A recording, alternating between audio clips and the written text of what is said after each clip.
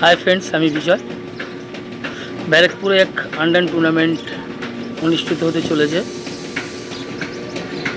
টুর্নামেন্টটা organise করছে আমাদেরই ভালো একটা প্লেয়ার, আপনারা সবাই চেনেন, টিটো। আর এখানে হচ্ছে পাপাই অনেক পুরনো প্লেয়ার।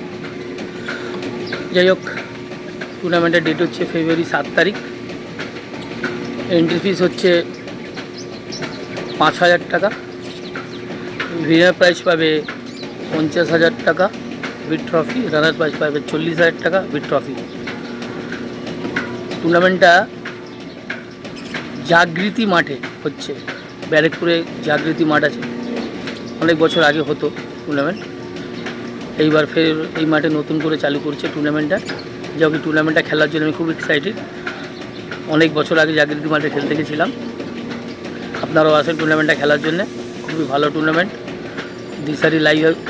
দিশারি লাইভ হচ্ছে।